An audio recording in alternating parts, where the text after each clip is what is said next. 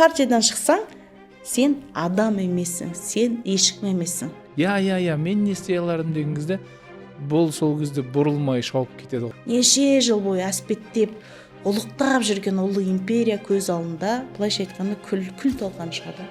Мәссаған, мен қазір бір кино қылып көріп отырмын, ана бүйтіп Ұлы нәрселерді кішкентай бір есікке терезеге таңып қойғанда таңғалдым мен ше. бәріміз тең боламыз, байлар халық жауы, олар тонаған. Дәуірің өшті ма, кетті ма, бітті. А кеңестік дәуір былайша айтқанда ешкімді аямаған. Ассалаумағалейкум, қайырлы күн, достар, Азамат Скаков YouTube каналына қош келдіңіздер. Біз сағындырған біздің разбор видеоларымыз бүгін бір подкасты болады. Кітап талдау. Ақбат апаймен, Ақбат апай қош келдіңіз. Сәлеметсіздер. Оқырмандарым сізді іздеп жатыр. Жазады кәдімгі, Ақбат апай қайда деп кітап талдауымызды жалғастырайық. Мынау сұрақ келіп қалды Ақбат апай ойыма, содан бастайықшы. Мынау кітап нашар екен деп айтуға біздің хақымыз бар ма? Жақта бір кісі маған жазып жіберіпті неден. Бір кітапты неткем, видеосын салғам, сөйтсем жазып жіберіпті. Бұл нашар кітап екен, мен оқыдым, маған ұнамады деп. Енді ол әркімнің өзінің субъективті пікірі ғой. Бірақ кез келген жазушы, кез келген ақын жазылған әрбір сөз ойдың жемісі. Сондықтан оны құнсыздандыруға болмайды деп санаймын. Сол мен қорқам. Ойдың жемісі кейде бір екі сөйлемнің басын құрап жаза алмаймыз. Ал енді үлкен сізге оқырманға бәленбай шығарма ұсынып жатса, оны құнсыздандыруға құқымыз жоқ шығар деп ойлаймын. Сондай, менде енді субъективті пікір ретінде кейбір пікірді, мына шығарма онша маған өтпеді деп өзіңнің ішіңде сақтап қой да. Көп жерге мынау нашар, мынау онша емес, мынау мықты деп бөле жаруға да болмайды деп ойлаймын. Сосын мен де ойлап қаламын да, бір сынайтын бір ойым келіп қалған, ойлаймын, сен кімсің? Толстой кім? Достоевский кім? Сен кімсің оны талдайсың? Мысалы, Толстойға байланысты айтты ма, пікірлер мына шығармасы мысалы онша емес екен деді ма? Сондай бір пікірлер болды ма? Мысалы, анау қарғынға қатысты бір сондай бір пікір естідім. Сосын бір жақында бір корейский әдебиеттен бір кітапты неткен едім, ол жақта да бір кісі жазып жіберіпті да, нашар кітап екен, оқығам деп ше. Содан кейін мен бүйтіп ұстанам, нашар кітап жоқ. Сосын бір кітап нашар деп айту үшін міндетті түрде оны бітіру керек деп айтамын. Содан кейін бір кісімен талдау керек. Сұрап көру керек. Не жеткізгісі келді. Пікірлерін тыңдау керек деген секілді. Бірнеше сұрыптан өткеннен кейін барып қана ол тіпті олай болғанда да ол сіздің субъективті пікіріңіз. Соң қоғамға оны кейбір адамдар таңудың да қажеті жоқ. Ол сізге нашар болса, ол біреуге мықты болуы мүмкін. Сондықтан ол сіздің ғана субъективті пікіріңіз. Окей. Бірақ әрине әркім өзінің пікірі болуы құқылы. Мысалы, көп кітап оқимыз, бірақ болады бір фаворит жазушыларым бар мен. Вау, мына жазушы менікі дейтіндей. Сондай бір өзіңіз бір жазып қойыңыз, мыналар, мынау менің фаворит жазушыларым осылар, одан кейінгі мыналар деген секілді өзіңіз бір классификация жасаңыз болады. Сол секілді мына мықты оқырмандар бар ғой, әккі оқырмандар. Көп дүние оқыған оқырмандарға ғана келеді ол. Ал енді бұлай бір 5 кітап оқып, мынау нашар, мынау онша емес, мынау жақсы деуге де болмайтын шығар. Ол үшін сіз кәдімгі әккі оқырман болуыңыз керек. Анаған пікір айту үшін де. Ол сынай алу үшін біздің дәрежеңіз одан биік болып тұр ғой. Ойбай.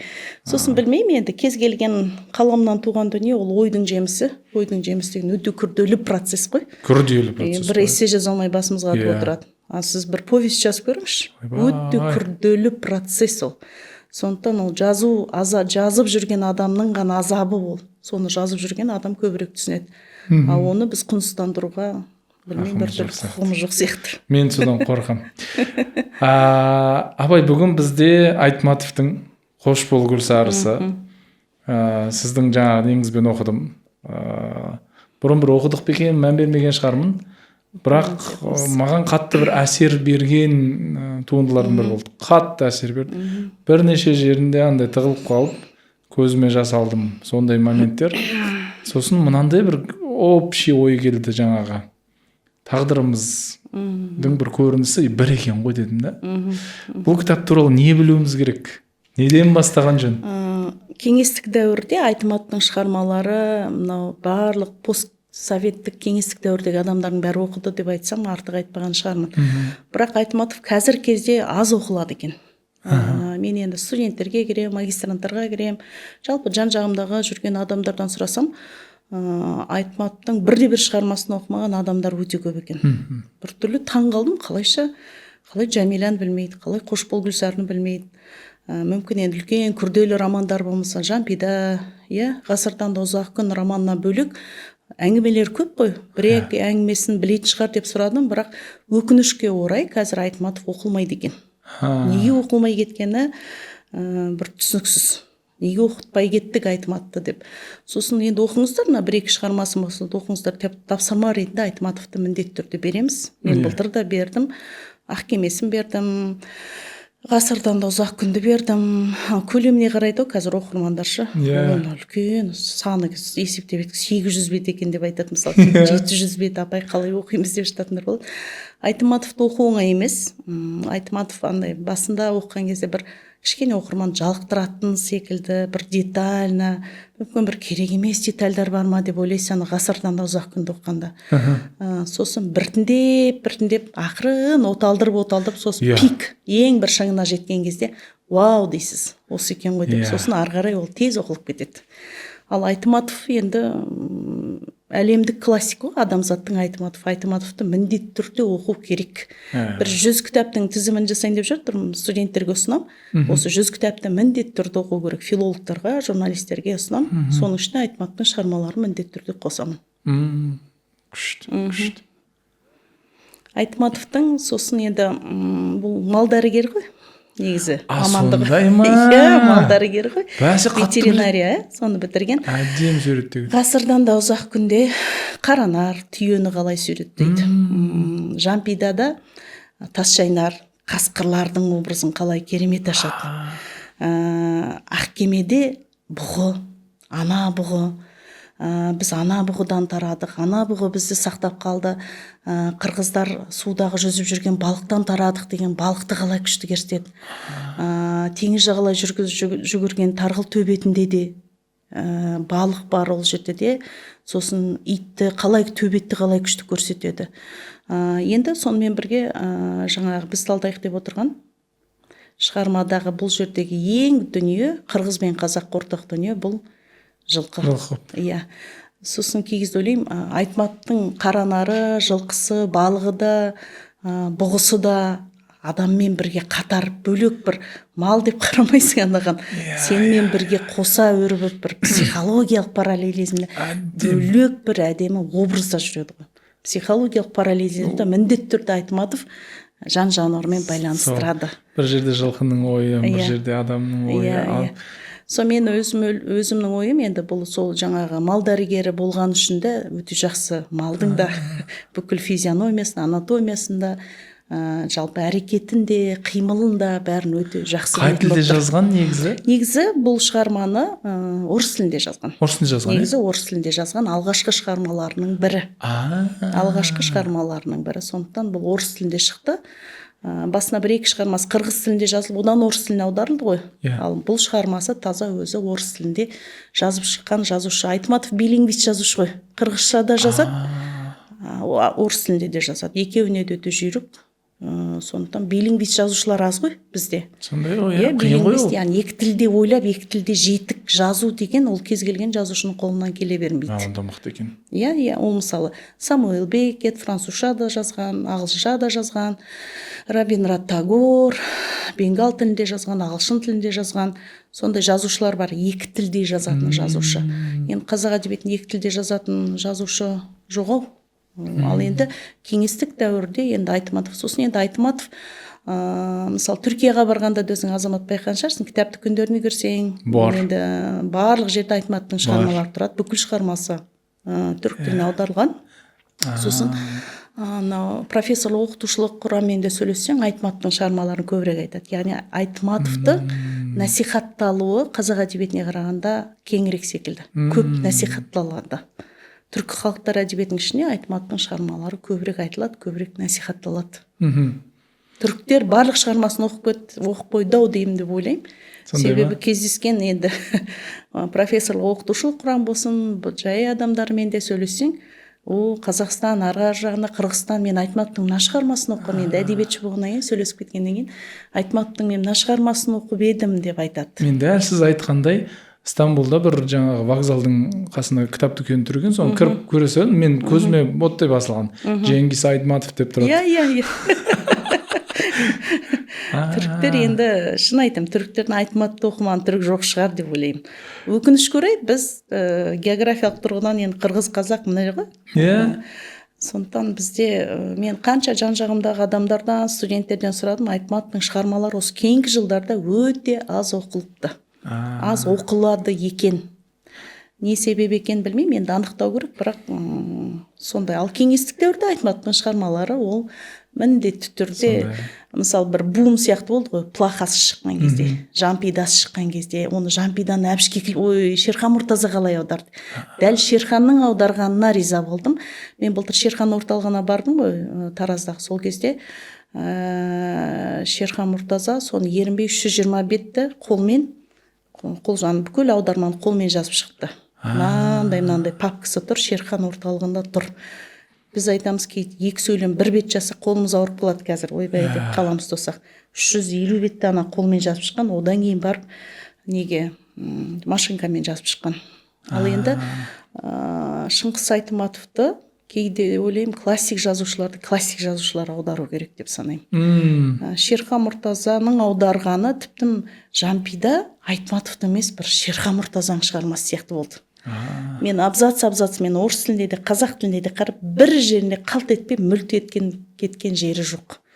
Дәл, аудармасы сұмдық. Себебі Шыңғыс Айтматов пен Шерхан Мұртазаның ауылы, анау біреу жаңағы күнгейде, біреу терістікте ғой, былайша айтқанда. Анау қазақ ауылында, анау қырғыз айылында, ортадағы. Сондықтан екеуінің жаңағы ортақ дүниесі көп.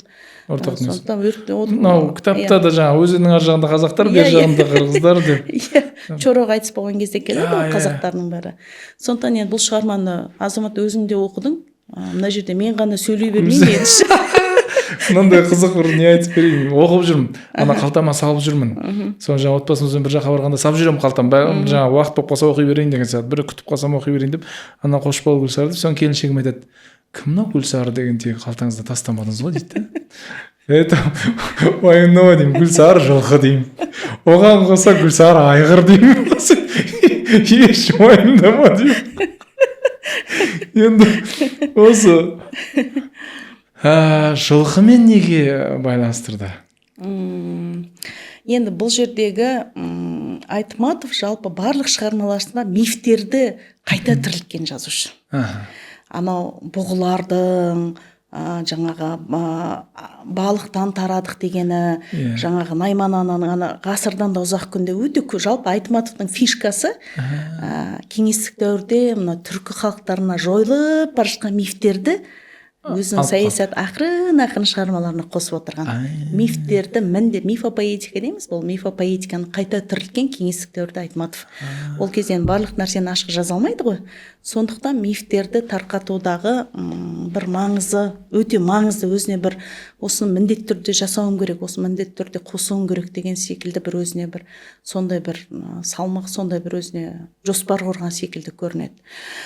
Енді бұл енді шын мәнде де бұрын студент кезінде оқығам, енді жастықпен мүмкін кейбір жері онша түсінбеген шығармын деп ойладым. Осы жақын арада қайттан қарап, кәдімгідей еңкілдеп жыладым. Шығарманың кульминациясына келгенде, чорох айтыс болған кезде ойпырмай деп. Ойпырмай, осы кеңестік дәуірдің тоталитарлық жүйенің адамды қалай өзгертіп жіберген деген тура бір ішімде бір сондай бір алай-дүлей бір дүние болды мен. Бұл жердегі енді ең басты мәселе мынау кеңестік дәуірдің бір қасіреті бүкіл Орта Азия халқын жаулап алған кезде біз бәріміз басқа едік қой. Қырғыз өзі, өзбек өзі, яғни әр ұлттың айдентитетін жоғалып, бәріміз біз басқа адамдарды бірегейлікке салу болды. Кеңестік дәуірдің мақсаты сол болды. Бірегейлікке салынған кезде, айдентитетін жоғалтқан кезде ұлт қандай болады? иә. Ал енді бұлардың Айтматтың енді мынау жылқыны алған себебі енді қырғыз бен қазаққа ең бір жанына жақын жануар жылқы ғой. Сондықтан жылқымен қоса алуы, ол енді Танабай мен Гүлсарыны бөліп жара алмайсың. Танабайдың қасіреті де Гүлсарының қасіреті, трагедиясы. Гүлсарының қасіреті, трагедиясы Танабайдың қасіреті. Бір жүрегінен жұлып алған, біртүрлі біздің құлагерді еске түсті, мысалы, осы жерде оқып отырғанда, иә, жалпы қырғыз қазақ әдебиетінде ол жылқының маңызы өте зор, сондықтан Айтматты ол жылқыны жазу ол заңды құбылыс шығар деп ойлаймын. Суреттеген кезде де кеше осы жақында осы 2 күн бұрын бір шетел азаматымен бір жерде отырдық та, соны айтады да, әр тілдің өзінің несі бар дейді, жаңағы терең меңгерген бағыты бар дейді. Мысалы айтады, ана көкпарға қатысты бір жиындарда ғой. Мысалы мен жылқы туралы білгім келсе, мен қазақша немесе қырғызша оқыр едім дейді. Өйткені мысалы ағылшынша әдебиетте сен ондай жылқы туралы таппайсың дейді.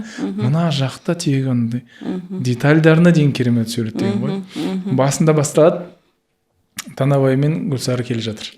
Танабайдың қарт кезі, Гүлсарының да ілбіп келе жатқаны. Маған осы ұнады ше. Басында келеді, бір кезде үзіліп кетеді. Мен біліп отырмын ғой, анау оқиға әлі жалғасады. Бір кезде қайтып келеді, жаңа шөбін береді, сүйрейді, ол жүрмей қояды, анау қайта ары қарай кетіп қалады. Жаңа баласының үйінен келе жатыр ғой енді. Баласының үйінен келе жатқан несі? Келіне ренжіп келе жатқан кезі. Келіне ренжіп келе жатқан кезі. Былай қарасаң, Танабай да Гүлсары да ілбіп қара жолда келе жатыр. Екеуі де қартайған, екеуінің көрмеген қорлығы жоқ. Көрмегені жоқ. Енді Танабай физикалық тұрғыдан бір қорлық көрмеген шығар, бірақ психологиялық тұрғыдан ол жаншылған адам. Оны жаншыған кеңес, бұл енді коллективизация ғой, колхоздастыру кезеңіндегі дүние бұл ғой. Енді адамдар жаңа кеңестік дәуірге соншалық бас ұрып кеткен, соншалық өзінің ұлттық болмысынан, өзінің ұлттық тарихынан ажырап кеткен адам қандай болады деген нәрсеге жауап іздеп отыр ғой. Танабай былайша айтқанда мынандай нәрсе бар ғой, тарихынан, мәдениетінен, тілінен ажырағанда homo советикус деген термин бар. Homo советикус деген, яғни кеңес адамы деген нәрсе бар. Мұхтар Мағауин соңғы бір сұхбатында айтты ғой, мен ешқашан homo советикус адам болмадым дейді. Кеңес адам болғам жоқпын дейді. Оның бір мысалы сіздер Ұлан аға екеуіңіз талдаған Сары қазағынан көрініс табуға болады. Танабай шығарманың біраз жартысына дейін кеңестік дәуірдің адамы болды. Ол үшін партбилет, білесіздер ғой, кеңестік дәуірде партбилет деген құдай, ол құдаймен тең болатын. Партбилетті тапсырған кезде партбилет қойының қолшығынан алып шығады ғой. Тұмар құсап тағып алған ғой. Тұмар құсап, кәдімгі терісі, иісі сіңген, ойпырмай деп жүрегінен жұлып алып партбилетті. Яғни бұл партийный адам болған ғой. Танабай. Бірақ партийный адам болуға оны мәжбүрлеген, былайша айтқанда. Яғни homo советикус адам болды. Бірақ бұл жерде кім еді? Бектай деген жас сол Танабай мысалы мынандай не адам өзінің онтологиялық болмысын басқа адамды кездескен кезде ашылады ғой. Бектай айтады ғой, бүйткен қойшылықтың да бұндай көрген күніміз құрсын. Бір атар қоймен келе жатады ғой. Мен мынау кім деп жаңағы алдына шыққанда, Бектай, сен не істеп жүрсің дегенде айтады, болды, мен бұндай қорлыққа шыдай алмаймын. Мына бір отар қойды саған алып келе жатырмын. Мен оданша ел құсап, мынаның бүкіл қорлығын көргенше, қой бағып, қорланып жүргенше қалада өмір сүрмеймін ба? Маған керек емес. Қалайша дегенде айтады, ертең жоспар, төл ғой енді, бәленбай қойдан бәленбай бас жинап беруің керек. Жоспарды қайтесің дегенде, жоспарыңа атасынан нәлет дейді ғой. Осыны тастадым да саған кеттім дейді. Сонда қатты бұл сол кезде есін жинаған секілді көрінді маған Танабай. Менің өмірім қандай? Бектай мынадан жоспарымды орындаудан бас тартып тұрса, мен өмір бойы көрген қорлығын көріп отырсыз ғой. Келген қорасының бүкіл жұлым, бәленбай қозы туып төл кезіне келеді ғой. Сахманшыларды жібереді, бәленбай жас жігіттерді, кеңестік дәуірде сахманшыларды жіберу деген, сахманшылыққа кілең 11-ді бітірген кездегі жас жігіттер мен қыздардың бәрін көбіне сахманшылыққа салған ғой. Яғни қой төлдеп жатқан кезде бәрін сол жан жаққа шопандарға, қойшыларға жіберген. бәрі жан жабылып анау кең бүйткен кеңестік дәуірі де құрсын дейді ғой. Себебі маған құры жоспарды орында дейді, берген қоралардың түрі мынау дейді. Күн суық, жаңбыр мен қар аралас, бала ананың төбесі шатыры жоқ, сақманшылар бәрі дірдек қағып жүр. Анау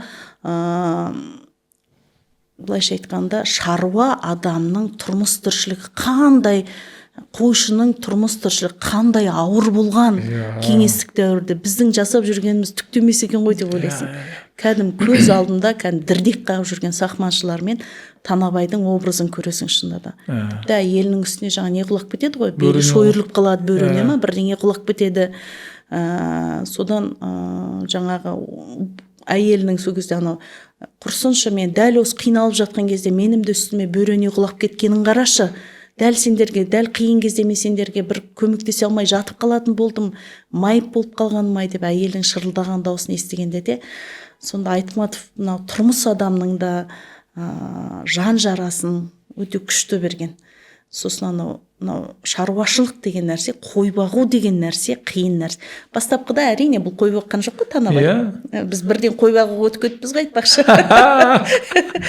Оқырмандар ойлап қалатын шығар, Танабай бірден қой бағып кетті деп.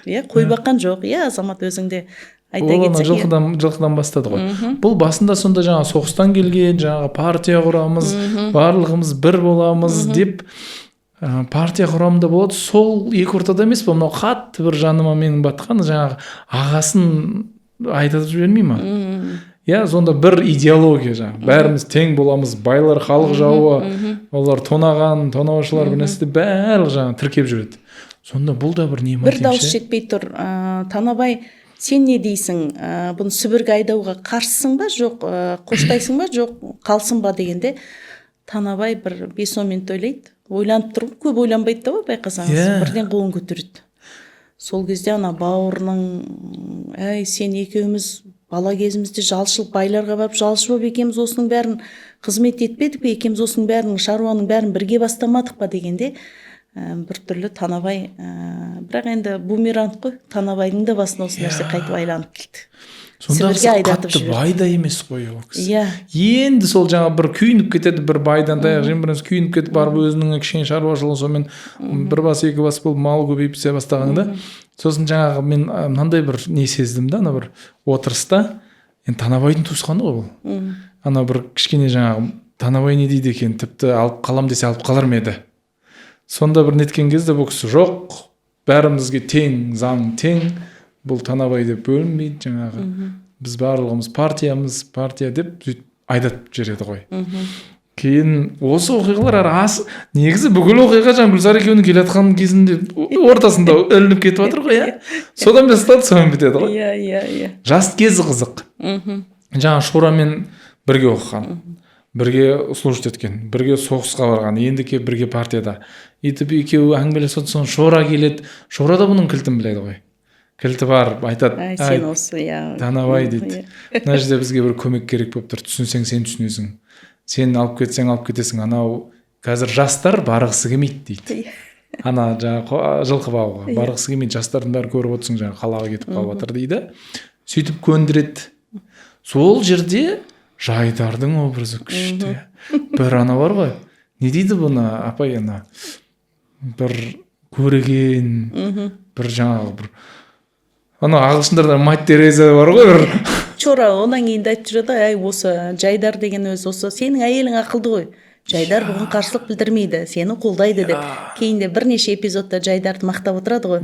Жайдардың шынында да өте мықты, өте парасатты. Танабайдың анау-мынауына көп дүниесіне көз жұмып, анау Танабай ортасына ана Бибіжамалға ғашық болып ортасына енді кішкене жүріс жасап кетеді.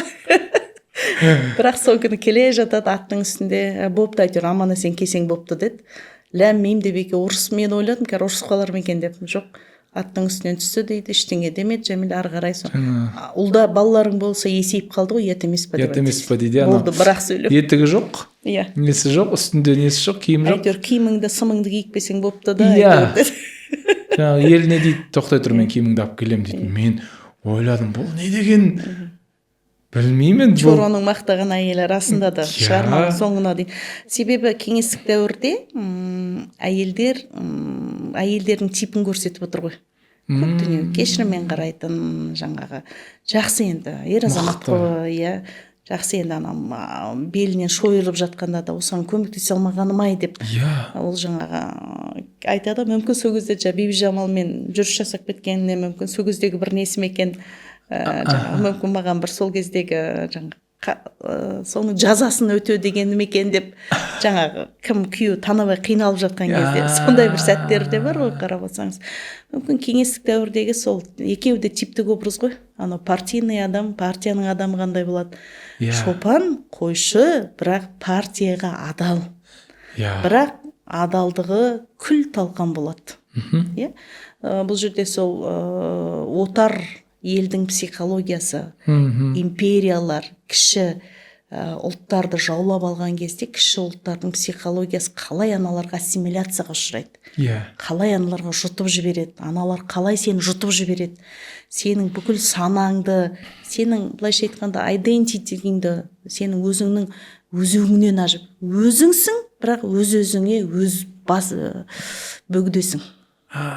Өзіңе бөгдесің. Сен бөгдесің. Себебі сенің ұлттық дүниеңнің түп тамырымен өзегімен жұлып алып отыр ғой кеңестік дәуір. Ал енді бұл жерде Бектай арқылы көрсетіп, мен қой бақпаймын, мен жоспарды орындамаймын деп бір отар қойды әкеп беруінде сол кезде бір көзі жарқ етіп көз ашылған секілді болды ғой. Ойпырмай, бұл қалай деп. Өзі анандай тауқыметтен шыға алмай жатқанда кім Сегізбаев па келеді ғой. Партияның адамы атқа мініп. Не ол мыналарың не деп, мынау сен жасап жатқаның осы ма, сенің жаңағы союзға тигізген көмегің осы ма деп бұл да ашуланып кетеді. Чора екеуі өте дос еді ғой. Чора енді бұдан көш ілгері, бұл себебі қатты таниды, сауатты. Сондықтан енді бірақ денсаулығы нашар Чораның. Чораның кілт бұзылған жері жаңа Сегізбаевпен келген кезде ол анау Танабайдың сөзін жақтамай Сегізбаев партияның адамын жоқтап кеткеніне бұл соған қорланып кетеді. Қалайша басқа менің жан дүниемді түсетін Чора еді ғой. Енді Чороның өзі Сегізбаевпен қосылып Сегізбаевты жақтап жүрсе, яғни бүйткен партиясында, бүйткен кеңес одағына да былайша айтқанда түкке тұрғысыз барлық нәрсе анау ұрандатып жүрген, қызыл тудың артынан ұрандатып жүрген адамның барлық нәрсе бір сәтте жойылып кеткен көрсетеді Айтматов. Чоро деген, Чоро қырғызша болып тұр ғой, Чоро деген. Чоро қырғызша. Ол айтады, манаттар дейді ғой, Чорода бір манап еді деп. Манап деген бай деген ғой, ананың қарағанда жағдай жақсы, оқыған, сауатты. Чоро оқыған. Сосын жаңағы бірінші жаңағы парт съезге барады, бұл жаңағы жылқыға, анау бір ант бергізеді. Танабай айтады, бұны мен түсінгенде жоқпын дейді. Ана Чоро мені қинап айтқызды дейді. Трибунаға шығып оқып отқан кезде, ой, мынауың деп, анау мың бас не ант беремін, жаңағы мың бас қой болады, анау соған да бұл ренжіп тұрады. Мен осы жерде не көрдім білесіз бе? Біз ана енді кезінде енді жаңағы мемлекеттік қызмет атқарған кезде бір тапсырмалар беріледі ғой енді. Бір күні маған мынандай хат келіп тұр да, жаңағы енді атын айтпай қойып, бір бас шығармадан жаңағы кешке дейін осылай ата-аналарды жинап, жаңа латын әліпбиге қолдауыңды қол қойды деп ше. Қанша ата-ана қол қойды. Енді бұл хатты маған сағат 1:30-да жіберіп тұрды, сағат 4-ке дейін жауап беріңдер дейді. Мен ойлап отырмын да, так маған 1:30-да хат келіп тұр. Мен сонда 2:30 сағатта бүкіл ата-аналар жинауым керек екен мектепке, аяқ астынан. Сөйтіп жоспарды орындауым керек. Содан бәрі кім қарсы, кім не деп қол қойғызуым керек екен деген сияқты. Анау жоспар ғой ше. Бір Танабай біліп тұр ғой бұны орындалмайтынын. Чоро да біліп тұр ғой. Айт дегеннен кейін өзі де білмейді, бірақ трибунаға шығып айтады ғой. Айту керек. Осыны айтқанын білмеймін дейді ғой. Айт деген нәрсесін айттым да түсіп кеттім дейді ғой. Енді ана жер жаңағы енді барады жаңа тауға. Жаңағы шалдың аты кім еді? Жаңағы жылқышы шал, атын ұмытып қалдым. торғай ата. Иә. Торғай ата и тапсырып жатыр. Мынандай. Сосын айтады, анау құлынды көрдің ба дейді. Соған жаңағы берік бол дейді. Шықса осыдан шығады дейді. Сонда оны ана атасы, кім немересі қойып кеткен екен ғой атын. Гүлсары деп. Аты Гүлсары дейді ғой. Иә. Сол кезде бір сөзі маған сап ете қалды ше. Не дейді жаңағы? Абай бол, жақсы жылқы, сұлу әйелдей ғой дей ма, сұлу қыздай барлығының көзіне түседі дей ма, соны тура сол менің есімде қалды ше. Содан кейін енді кімнің де Танабайдың да мықты негізі мал таниды. Соны маған не сәттер ұнады. Енді мен бұл шығарманы бастаған кезімде мен өзім айғыр сатып алдым. Жаңағы хазарым бар. Сол хазарыма барған сайын жаңағы ананы сипағаны, сөйлескені Гүлсарымен. Гүлсарыны үйреткені. Бізде жаңағы палуандар дейміз ғой, жаңағы көкпаршылар атты қаңтарып қойшы деп жатқа жазып атады. Бізде сағат 3-те көкпар басталса, сағат 2-ден бастап кім барды, барып қойғандар, менің атымды қаңтарып қойыңдаршы. Мен ойлаймын, не қаңтарып қою деген не болады екен, қорада тұрған ат. Сөйтсе мен жаңағы ең бірінші Гүлсарыны үйретеді ғой, жаңағы асауды енді үйреткеннен кейін бір күн байлап қояды ғой. Сол кезде анау шауып келген. Сосын біз жаңағы 2 сағат 3 сағат жаңағы көкпар шапқаннан кейін ертоқымын шешпей байлап қояды, қаңтарып қойыңдар дейді. Мен айтамын, неге жібере салмаймыз, бұл деген шөлдеді. Бұл деген қарны ашты. Бір суын ішпей ма деген сияқты. Сонда мына кітаптан байланыстырып отырмын ғой. Не үшін қаңтарып қою керек екен? Не үшін жаңа қазір ойыннан бұрын? Тері суысын дейді. Бірден шауып келгеннен кейін ер тоқымда бірден шешпей ма? Шешпейді. Бірақ суысын деп тұрады, тері қатып қалмасын деп жатады. Сондықтан сізге бұл тіптен күшті бүкіл детальдардың бәрін хазарға байланысты енді осы жерден біраз нәрсесін аласыз. Ауыздықты жаңағы кімге Гүлсарыға салған кезде Гүлсарым сезімін айтсаңызшы. Ойпырмай анау деген. Кәдімгі Гүлсары сөйлейді ғой, ішкі монологтарын ойпырмай. Анау кәдімгі ойқастап бой бермейді ғой. Содан кейін бір уақыт арқама мініп алды дейді, ер тоқымды сал дейді, бірақ ауыздық әсіресе тартып қалған кезде ойпырмай мынау бір жыртып, ернімді түгел жыртып кете зылдады дейді ғой. Аттың, жылқының кәдімгі монологтарын Айтматов шын мәнінде детально өте күшті берді. Мықты Танабайды бірнеше рет құлатады ғой басында. Сүйреп кетеді ғой. Сонда да жануар деп ашуланбайды. Сабамайды, келеді, сипайды, байлап қояды. Мен риза болдым. Бұндай сүйреттеу енді басқа әңгіме шаруа. Енді дүлдүл шауып жүрген Гүлсарының одан кейін трагедиясы, шығарманы. Енді айтады ғой, енді мынау совхозға жаңа бастық келді. Енді жаңа бастықтарға Гүлсарына міну керек дейді. Сосын айтады, осы Гүлсарыдан басқа бәлемай 1 миллион жылқы жүр, бермейсіңдер ма басқасын? Жоқ. Мысалы, совхозға адам келсе, жақсы мәшіне міну керек қой, сосын көлікпен жүру керек қой. Сол секілді, әскерде де мысалы, әскер әскер басқа жаяу жүрсе, полковник, генералдар үлкен машинамен жүреді, сол секілді сен де Гүлсарына беруің керексің дейді. Бұнда да Танабай сотталып кетер ме еді, жайдар болмаса. Құрып кеттіңдер дейді ғой, жаңағы Гүлсарыға мін басқа бір бетке, Танабай өте мінезді кейіпкер. Жайдар айтып, бер дейді, нең бар дейді. Сенікі ме еді? Бұл колхоздікі ғой дейді.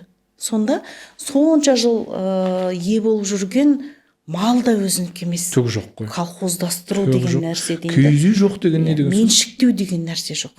Сосын кеңестік дәуір индивидуалды ойлауды жойып жіберген ғой. Бәрін ұжымдық ойлауға салып жіберген. Коллективное мышление деген кеңестік дәуірдің ең бір үлкен жасаған адамға қиянаты. Біз ұжымдық ойлаймыз, индивидуалды ойлай алмаймыз. Бірақ бұл жерде, бұл шын мәнінде Танабай кеңестік дәуірдің адамы болса да, бір ішкі дүниесінде осындай дүниелер әлі өлмеген. Байқайсыз ба? Ол партийный адам болса да, партбилет салып жүрсе де, бұлқынады ғой. Басқа Гүлсарыдан басқа мен бере алмаймын Гүлсарын дейді. Сонда әйел енді көнбіс қой. Оны біледі, оның ары қарай тағы да бір қиянаттар келуі мүмкін. Сондықтан бұл да сенікі емес қой. Гүлсары әрбірден кейін сенікі ме еді? Бұл колхоздың малы дейді ғой. Гүлсарыны сен қайтсаң дінге бересің дейді. Амал жоқ, Гүлсарыны береді. Енді ары қарай шын мәнінде Гүлсарының трагедиясы. Оның да көрмеген жоқ. Оның да көрмеген дүниесі жоқ. Оны қаңтарып кешке дейін байлап қоюы, Гүлсарыны піштіріп тастауы. Бөлек О тұрар жерің кезде. енді тіпті, оның алдында айғыр кезде шауып келіп Қашып келе береді. Қашып келе беретін еді. Қашып келе береді, қашып. Не деген ақылды, қанша жылқы тұр ғой әйтпесе, қашып кете береді. И мына жерде бір ана несі, ескіліктің көзі деп ана бір нені көреді ғой. Құлып аяғында. Соны Танабай айтады ғой, мынау пәленше шалдың ғана жасағанын басқа ешкім жасай алмайды. Сонда ескілікті ешкім білмейді қазір. Ол өнердің бәрі жойылып кетті ғой дейді. Ана қол өнердің жойылып бара жатқанын көрсетеді. Сосын тағы да бір бұл ескілік қой деген ана айтады. Сендерге киіз үй не керек? Ана брезентті палатка бар емес пе? Соған отыра бермейсіңдер ма дейді ғой. Сол кезде Жайдар айтады ғой, мен анау қыста қатып қалсаң, жаздың ішінде ауа жоқ брезент палаткада отырғанша, мен оданша осы шұрық тесік қазақ үйімде отыра берейін дейді. Сол қазақ үйді, уықты, киізді айтады, киізді беріңдерші, өзіміз жасап алайық, жүн беріңдерші, өзіміз. Айтады, ол нәрсе де киіз жасау деген нәрсе, киіз басу дегенде жойылып бара жатқан еді деген. Сонда кеңес үкіметі тек қана саясат, адам психологиясы, адамның күнделікті жасап жүрген қол еңбегінде, ручная работа дейміз ғой қазір, қолмен жасап жүрген дүниенің де анау келмеске кетіп бара жатқанын көрсеткен секілді жүрді. Ол да жойылып барады. Сенде түк қалмады деген нәрсе ғой. Бәрін алды сенде деген нәрсе. Киіз жоқ. Жаңағы не істейді, ана тұсаулық қоятын темір бар ғой, аяғына тұсау салады ғой. Ол тұсауды ана шал ғана жасайды дейді. Оны одан басқа ешкім жасай алмайды дейді.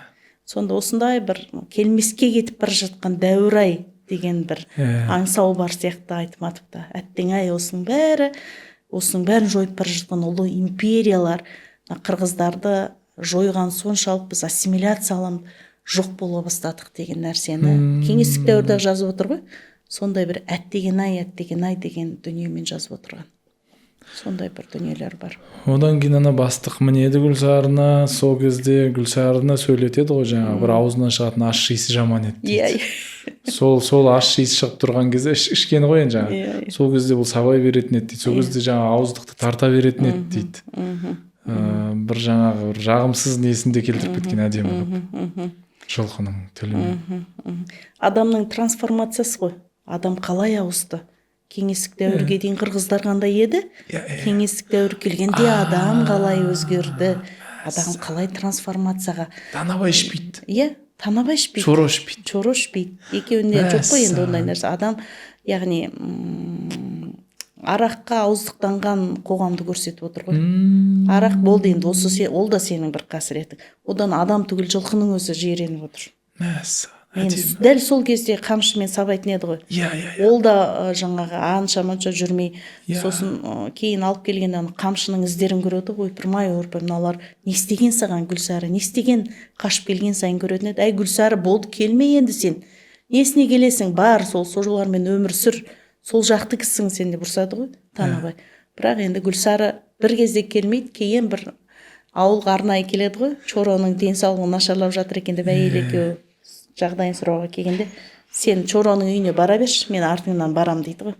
Сол кезде ол Чороға әйелін жібереді да өзі жаңағы партком ауылдың несі ғой енді, әкімі. Соған барса, ана кім тұрады? Гүлсары байлаулы, бас салбырап, кәдімгідей бұрынғы Гүлсары жоқ. Соны қараса, Гүлсарын піштірген болады. Бұның анау қайтып қайырылмай келмей жүрген дос екен ғой дейді. Қасірет еді. Яғни табиғи процесінде жойып жіберіп отыр ғой былай қарасаң. Бұны да байланыстыруға бола ма? Анау енді жылқы кәдімгідей жуасып қалады екен. Піштіргеннен кейін кәдімгідей. Бірақ піштіргеннен кейін бір жарты жыл, бір жыл жүреді дейді жаңағы ойнақтап нетіп, бірақ одан кейін кәдімгідей мінез басылып қалады. Бұл да бір байланыстыруға болады шығар тарихпен, рухыңды алды ғой, сенің рухыңды алды ғой. Сен өзіңе өзгесің ғой. Енді өзің емессің, сен өзгесің. Сен сөйлей алмайсың, сенің рухыңды алып қойды кеңестік дәуір. Сені жаншып жіберді. Мына Спивак деген ғалым бар, Гаятри Спивак. Спивактың субалтерн сөйлей алады ма деген үлкен еңбегі бар. Субалтерн деген термин ол жаңа қандай жаншылған, азап көрген, жаншылып қалған адам деген сөз. Сонда бұл жердегі отарлық саясатта мына субалтерн деген біздер, яғни жаншылған адамдар сөйлей алады ма? Бұл жерде Гүлсарыны сол піштіргені, оның жаңағы бүкіл дүлдүлдігі мен дүлдүлдігінің бәрі жойылып кетуі сенің ұлттық идентификацияңның, ұлттық өзгешелігіңді жойып жіберді. Сен де бұрынғыдай асау емессің. Сен де бүйтіп басың салбырап болды. Сен енді кәдімгі өз-өзіңе қарсы сен бөгдесің, өзіңе бөгдесің. Себебі сен анаң бәрінен бітті ғой, сен жоқсың, анаң бәрінен алып тастады ғой. Сондықтан Гүлсарының сол процесі арқылы ұлттың бойындағы кеңестік дәуірдегі жаншылып кеткен адамдардың психологиясына көрсетіп отыр Айтматов. Әттең-ай, әттең, осы нәрсең бәрін келмеске кеткенін-ай деген. Ал енді Танабайдың да трагедиясы сол еді ғой. Ойбай, қалай деп өмір бойы енді ол трибунаға шыққысы келмейді ғой. Негізі өзінің ішкі дүниесіне ондағы ескі қырғыз, ол Танабай негізі ескі қырғыз. Ескі қырғыз дегенде модерн қырғыз емес, бұл ескі қырғыз. Анаң бәрін сақтап тұр. Сол ескі қырғыз, бұрынғы қырғыз болып жүре берейінші десе, қоғам оны бой берпей не істеп тұр? Сен қапаста тұрсың, сен шыға алмайсың. Тырп еткізбейді, аяқ қолын байлап тастаған. Гүлсарыңның түрі анау, сен анау, киіз үйіңнің түрі анау, қол өнермен айналысқан атаң жоқ. Сонымен не істейсің енді? Осы кеңестік дәуірге, тоталитарлық жүйеге бағынудан басқа сенде басқа амал жоқ деген нәрсені көрсетіп отыр. Біртүрлі оқып отқанда енді ол қырғыздың басындағы трагедия, ол дәл біздің басымыздағы трагедия ғой. Дәл біздің қырғыз қазақты бөлмей ақ қой. Гүлсары да, Танабай да типтік образ ғой. Танабай айтып отырмын ғой, жаңағы өзінің болмысын, менің өмірімнің бәрі тең жарсы жай өтіп кетті ғой деген нәрсен Бектай келбан, мен отарды бақпаймын, мен не керек бұндай өмір дегенде, мен не істеп жүрмін дейді ғой. Мен жырғап өмір сүрдім ба осы уақытқа дейін?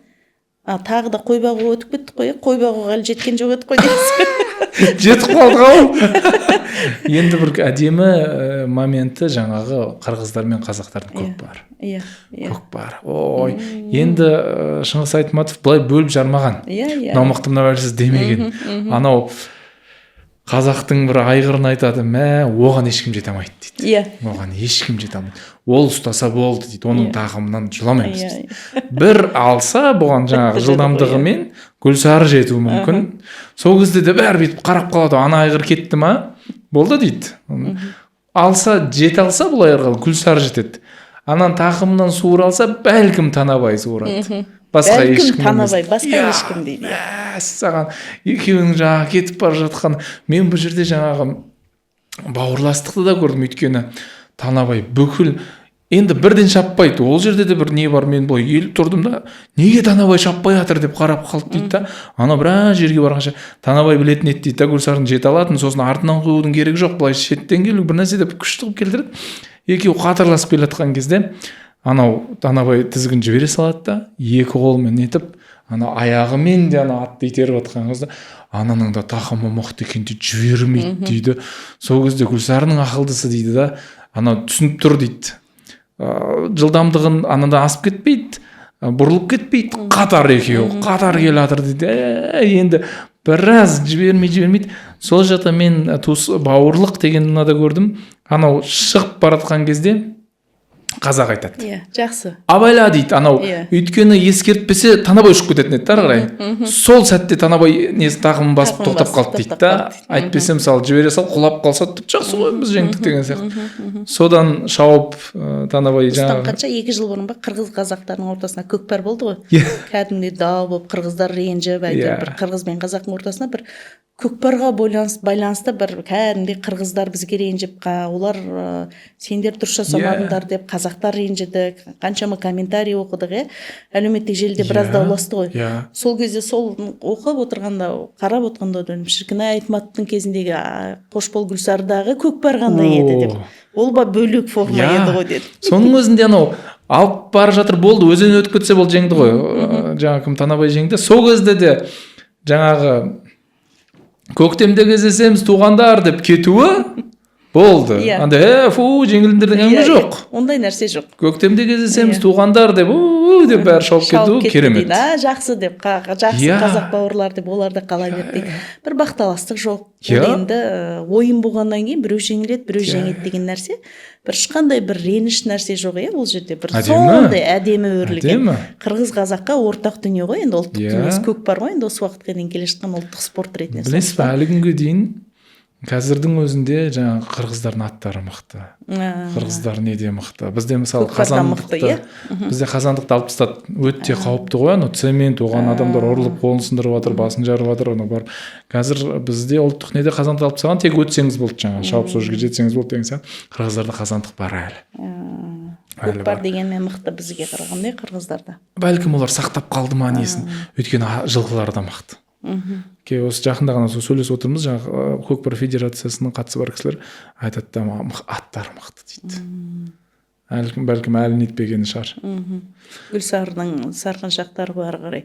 Танабайлар мен Гүлсарлар өлген жоқ дегені ғой, енді қазір кезең жалғасып келе жатыр деген ғой. Өте жылы ойын болды да мен үшін жаңағы. Көктемде кездесеміз туғандар деген. Бір кәдімгі кино картина сияқты өтіп жатады ғой.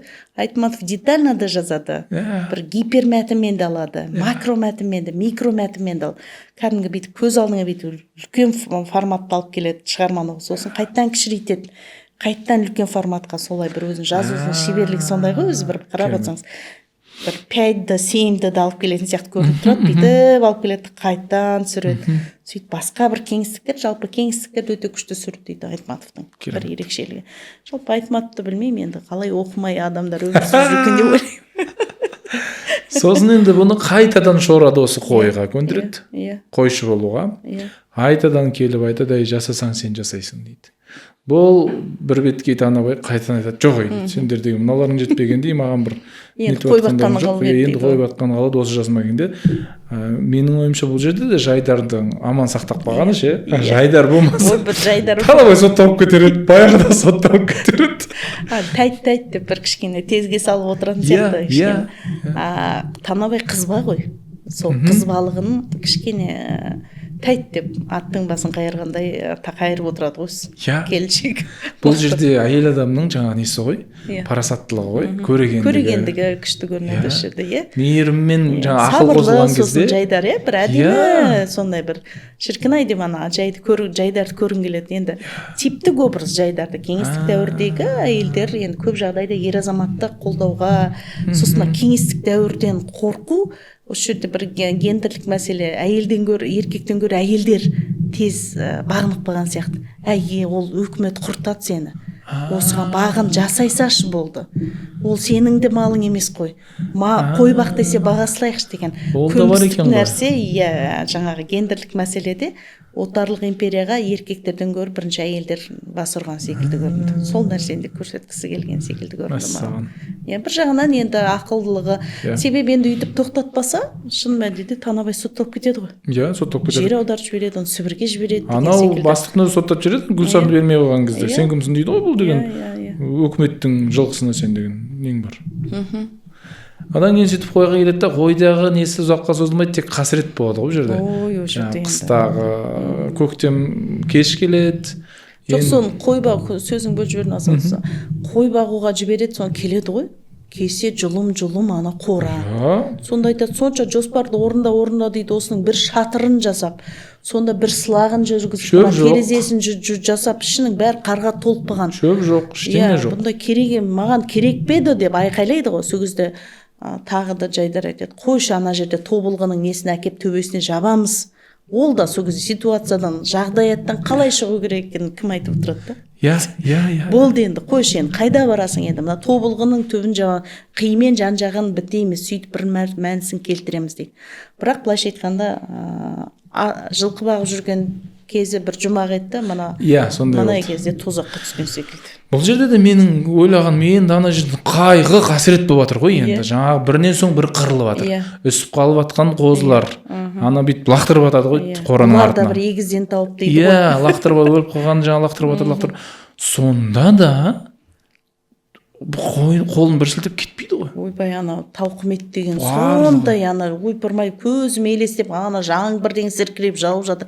Қар аралас жаңбыр. дірдек қағып екі қызы, кішкентай екі қыз Иә. жылап мұздап отыр екеуі. Ой. Сол ана бөлмесінде, жаңағы бөлмесі емес қой, жаңағы киіз үйінің ішінде мына жерде бәленбай қозы жатыр, мына жерде бәленбай бұзау жатыр. Иә. Қозыға толып қалды дейді ғой. Ана үсіп қалмас деп оның үстіне бәріміз ананы жауып, мынаны жауып отырмыз дейді. Анау қызын нетіп жүрген кезде менде сол кезде де бір нетеді ғой, мен не үшін істеп жатырмын осының бәрін. Ана қызына жаңағы қозының ембей жатыр. Жаңағы ұста, дұрыстап қатты ұста дейді. Кішкентай қыз ғой, ұстай алмайды ғой. Соны ұрсып жібереді. Әй, жаның бардай ұстасайшы деп. Шапалақпен бір қояды осы. Қыз жылап қалады. Сол кезде ойланып қалады ғой, мен осының бәрін не үшін істеп. Қызымды ұратындай не болды? Бұндай не жоқ еді, мен балаға қол көтермейтін едім ғой дейді. Әй, соған шамаң жетпей жатыр ма деп ана ашуға арқырап келген кезде ұстай алмай қызын шапалақпен бір салады. Осыған осы тұрарлық беті деп. Енді анау азабы сұмдық, иә. Кеңестік дәуір байғұс қойшыларға бір жағдай жасамағанына таң қалдым. Бірақ сен жоспарды орындап, 100 қойдан сен 200 төле алуың керек деген сияқты жоспарды орындау керек. Себебі кеңестік дәуірде барлық нәрсе тек жоспармен ғана жүреді. Сол ғой. Ана басшылардың да несі бар ше. Жаңағы не дейді? Отчет басқаша жеткен. Иә. Басқаша жеткен. Бәленбай шөп түсірілген, бәленбай жаңағы несі істелген, жем барлығы түгел. Осы отчеттер әлі келе жатыр осылай. Иә, әлі келе жатыр. Әлі жалғасын тауып келе жатыр. Ақша бөлінген, барлығы нетілген. Амнаға келсе, түк жоқ. Қораның есігі де жоқ. Таң қаласың, іші деген толықпаған қар. Азан қазан іші, былай қарасаң, соның бәрін, аны қидың бәрін тазалап, әйел екеуі, жаңа 2-3 сақманшы береді. Сол сақманшылар байғұс бәрі дірдектеп жүріп, ананың бәрін жасайды. 3 күн ба қанша қар аралас жаңбыр жауады. Күн деген, күн сіркіреп тұр, күн суық. Кәдімгі ананы оқып отырған кезде өзің дірдектеп кетесің, ана бар ғой, Айтматтың детально анау бергені, кәдімгі өзің мұздап кетесің. Мұздап кетесің. Сұр бір көк. Мына жаңбыр қашан, мына қар аралас жаңбыр қашан қояды екен деп кетесің. Енді ол жазушының шеберлігі де сонда ғой. Соның өзінде біраз қойды сақтап қалады, біраз жаңа төлдетіп алады, нетеді. Одан кейін жаңа бұның соры неден басталды? Жаңа бастық келеді. Бастық келді өзінше болып, не мынау істеп жатқандар? Осы ма сенің? Чоро екеуі келетін. Иә. Осы ма сендердің біздің жаңағы партияға қызмет етіп жатқан? Сен кімсің бір нәрсе дейді. Бірақ кітабында айыр алып жүгіреді де, бірақ ұрмайды ғой.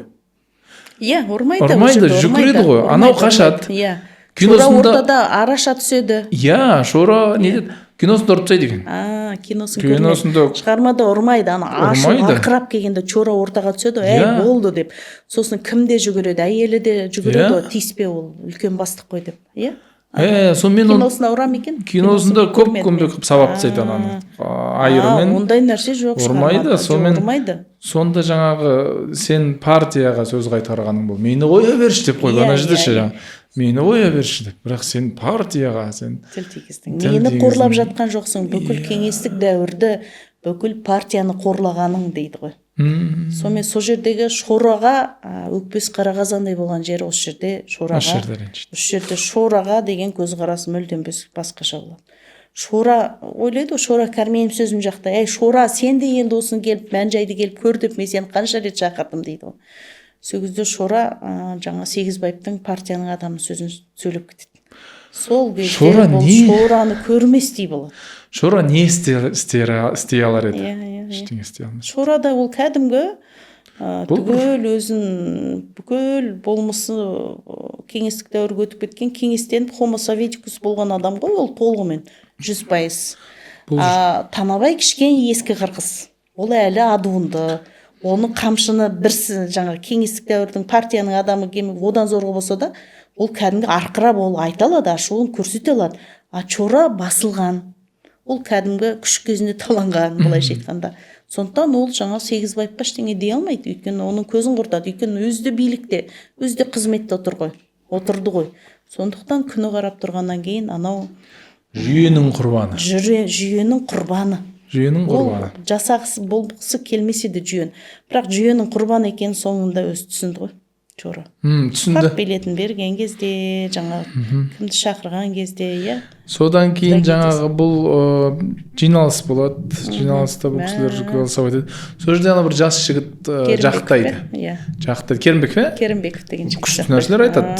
Иә. Сіздер деп сол кезде осындай адамдар бар ғой қазірде де. Бұл оңбаған, бұл партияға қол сілтеді, мен ұрғандығы, маған қол жұмсағандығы, партияны тіл тигізгендігі деген кезде Керімбеков деген ол кезде жас жігіт. Иә. Университет жаңа бітіріп келген бекен, сондай оқыған, сауатты жігіт. Атып тұрып айтады ғой, мен сөз алайын дегенде айтады ғой, бұл сіздер барып білдіңіздер ма, қойшылардың жағдайы қалай екен, анау қора жайы қандай екен, соны барып бірінші көрдіңіздер ма, неге тек Танабайды ғана жазалай бересіздер, екі жақтан қарастырайық дегенде айтады. Ой, сен де бір жаңағы эмоцияға беріліп деп оның саптияды ғой, отыр болды дейді ғой.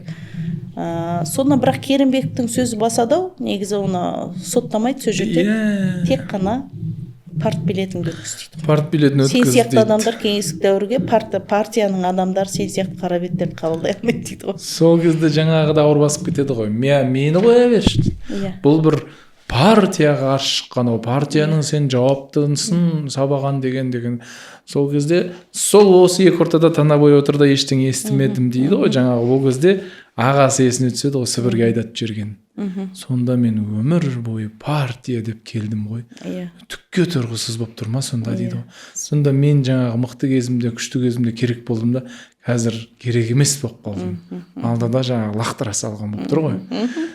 Осы жерде мен көзіме жас келді. Қап дедім. Шерхан Мұртаза да осыны әдемі жазады ғой. Аймен Айшадағы. Иә, қап бір ана бір соғыр саясаттың бір жетегінде. Аймен Айшада жаңағы кім еді совхоз бастығы. Ол да сол кімнің марионеткасы ғой енді. Кеңестік ненің. Әйел деп атқан жоқ, еркек деп атқан жоқ, бәрін сабап жүр ғой. Иә. Ол деген анау жаңағы неге шықпай қалдыңдар деп ана Айшаны қалай сабайтын еді. Сосын осы есесем осының бір есесін қайтармасам деп ойлайды ғой. Бірақ кейін сол кісінің темекі сатып, бір сайта темекі сатып отырғанын көреді. Айтпадым дейді. Сосын Шерхан көреді, айтады, мен баяғыда Айшаның баласымын ғой, баяғыда сен сабыр деп айтайын дедім да. Темекің қанша деп сұрады дейді.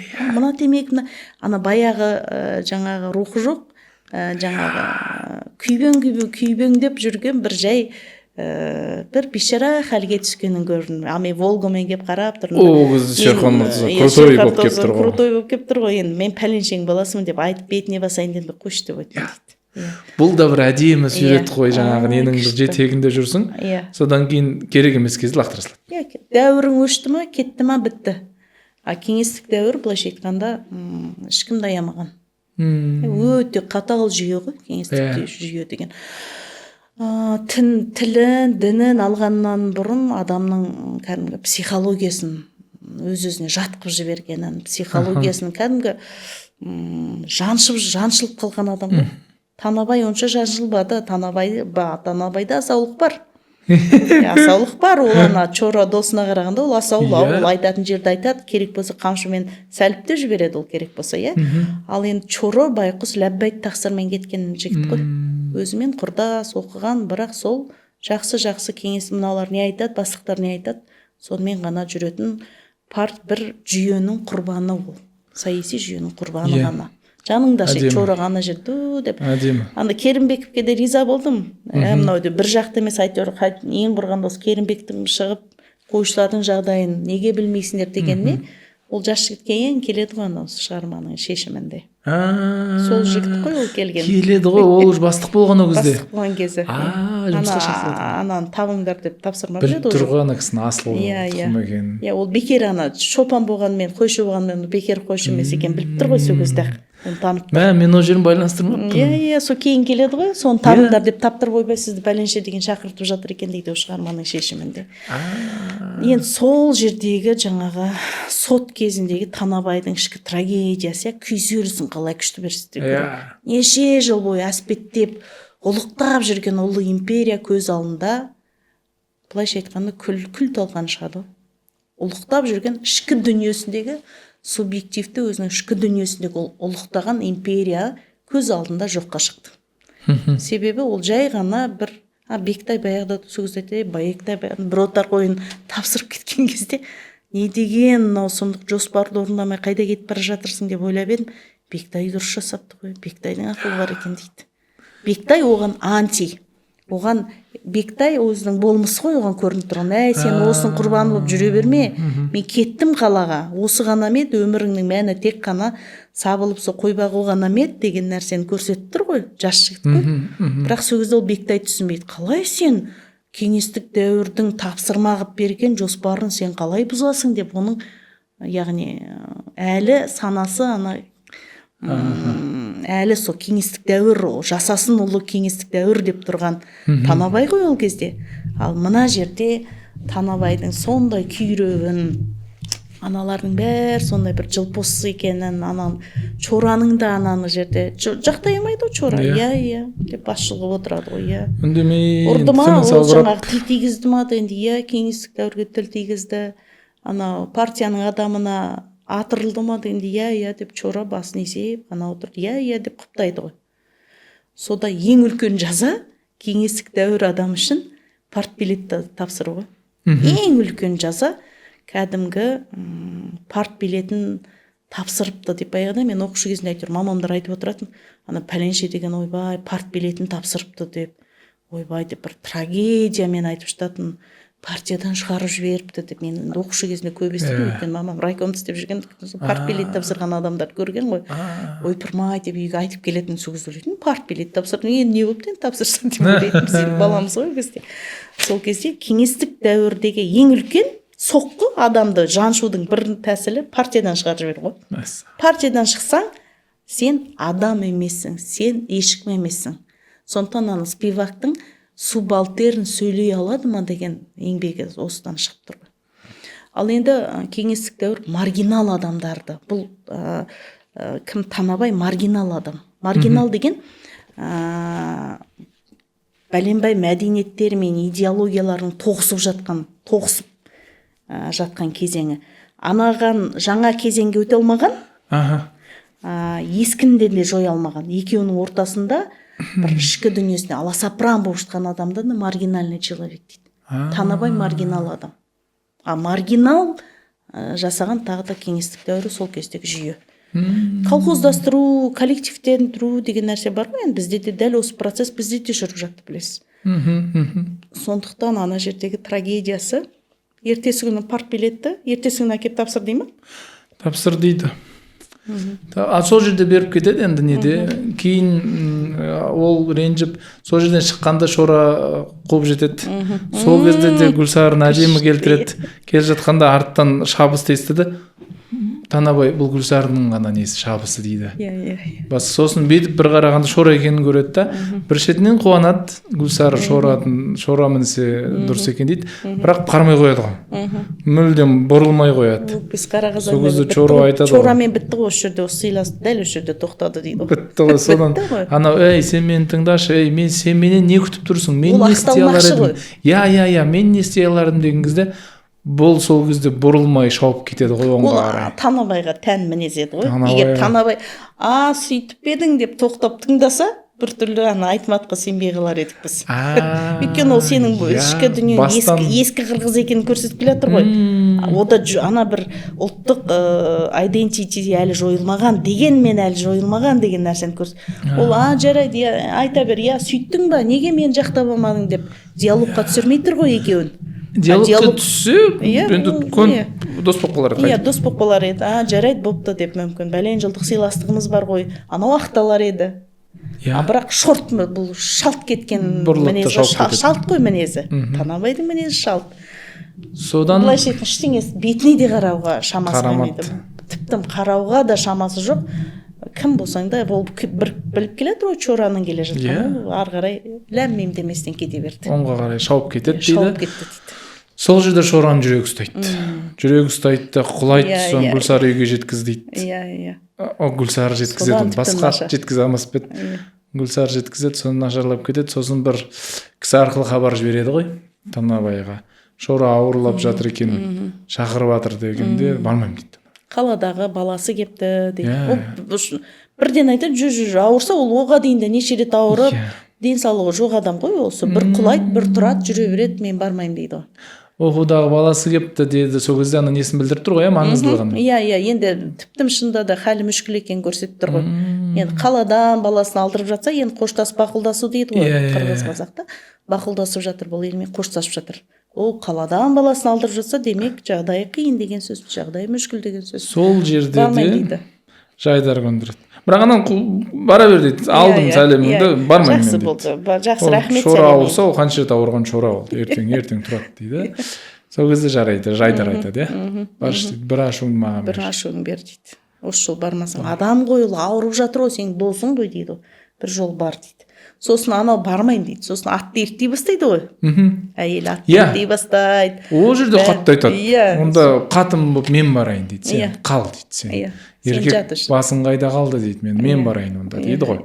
Содан кейін үндемей барып. Өзде бір сол сөзді күтіп жатқан секілді болады. Иә. Үндемей барып жаңа атын ерттейді. Атты ерттеп жақсы деп барады. Бірақ шауып та бармайды, асықпай жүреді ғой. Айтматов асықпай. Алай дүлей ой. Иә, жаңағы түрлі өз-өзіне жаңағы не дейміз, өз-өзіне өміріне бір баға беріп келе жатыр да. Қалай болып еді жалпы, Шора қандай еді, мен қандай едім деп жол бойы ойланып келе жатады. Сосын бір жотаға бетіп шыққан кезде ауыл көріне бастайды ғой. Қазақтарды көреді ғой. Қазақтар ойбай бауырым деп келе жатқан түсінеді ғой. Иә, ойпырмен қазақтар бауырымдап келе жатқан қазақтар ғой дейді ғой. Бітті. Дәл сол жерінде білмеймін, ішіңде алай дүлей. Дәл сол кезде көз жасын тоқтата алмадым. Мен де сол. Сол жерінде құдай ертерек барсаңшы, әйеліңді ертерек барсаң бақылдасып бір көріп қалар. Өйткені Чоро үшін өте маңызды еді. Ол қайтсем де Танабаймен кездесіп, Чоро қатасын түсінді сол жерде, қабылдады ол қатасын. Сол бір алдынан өтсе күшті болар еді. Ол енді анау дүние кетер алдында басқа-басқаны емес, жаңағы Танабаймен бақылдасып кеткісі келді ғой. Бірақ енді Танабайды қырсықтығына салып, ол шалт мінездігіне салып келмей отыр ғой енді ол да. Бірақ үлгермеді. Сол кезде бір ішкі дүниеңде алсапыран, ертерек шықсан қайтер еді деп бір өз-өзің содан кәдімгі мен білмеймін бір жүрегім жыладым, тоқтай алмай жыладым ана жерде. Мен де сол жерінде жыладым. Сол жеріне келгенде шын енді барлық оқырман жылайды деп ойлаймын ол жерде. Әттең дүние енді мына бір ренішің, бір өкпеңе боласың, өйткені өз сол кезде айтады, бауырым деп жылағанда ана әттең дүние, мен осындай бір болмайтын нәрсеге ренжігенім ай, бір халін келіп сұрасам қайтер еді деп. Кейде біз де сөйтеміз ғой, бір кей кезде жаңағы өкпеге қиса да өлімге қимайтын еді ғой досың. Өкпеге қиды, бірақ өлімге қимайтын еді. Сол кезде өлімге өліп қалғанын көрген кезде, көрген жоқ қой, дауыстан естіп тұр, бір қауым ел жиналып тұрды дейді. Ауылына жаңағы үйінің есік алдына жетті ғой. Анау қатты күйзеліске түсіп кеткен Танабай аттан түсе алмай тұр ғой. Түсе алмайды. Танабайды түсіріңдер дейді ғой. Соны аналар да біліп тұр ғой. Танабайдың да трагедиясы екенін біліп тұр. Оған да өте ауыр. Досының өлімі оған қатты батып тұрған. Әйтпесе түсіп кетуге шамасы бар ғой аттан. Соны елдің бәрі айтады дейді, Танабайды аттан түсіріңдер деп айтты. Өзі түсе алмайды ғой. Иә, өзі түсе алмайды. Қалт-құлт етіп. Содан барып арғырып баласы жылап тұрды дейді, бақылдасып елдің бәрімен көрісті дейді, бақылдасып беп бәрімен көріседі, жылайды, үйге кіреді, Бүбісараны көреді, анау жерде. Бүбісары келіп мені жұбатыр ма екен әлі деп бір ойлап қойды Бүбісары.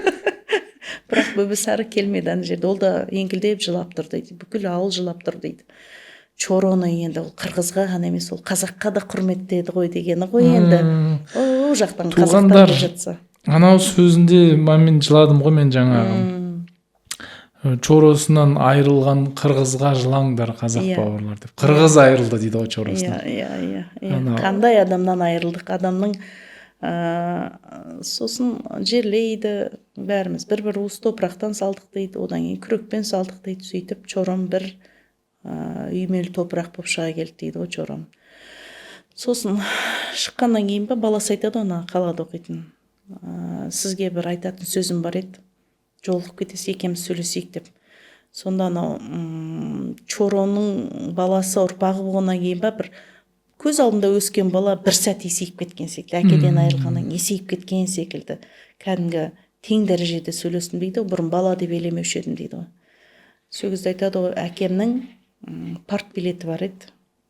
Соны партбилетті Танабай досым өткізсін деп маған аманаттап кетіп еді дейді. Ол партбилетті өзіңде тапсырсаң болады, ол басқа біреу тапсырсын. Осы мен партиядан шығарып жіберген адам, мен партбилетті ұстауға құқығым бар ма екен өзі, мен барып өткізуге құқығым бар ма дейді ғой. Жоқ, білмеймін, сізге басқа, бірақ сіз өткізсін деп айтты дейді ғой. Иә, мен білмеймін дейді, әкемнің айтқаны ғой. Иә, әкемнің айтқаны, осыны мен сіз жасауыңыз керек дейді. Содан Чороның партбилетін береді қолына. Ертесі ма барады ғой конторына. Сол кезде бір ойлайды ғой, бір үлкен бастықтарға кіріп партбилетті бүйтіп сондай бір өткіземін деп ойлап қалады ғой. Сол да трагедия ғой. Ойбай, ол анандай бір әлі бір нәрсе күтіп жүр да, бір партбилет, бұны бір ұлы бастықтарға тапсыруым керек қой деп ойлайды екен да. Чоро Бірнәсеевтің партбилетін алып келіп терезеге тапсырасыз, ана бір окошкаға бере сал дейді ғой. Қалай дейді ғой.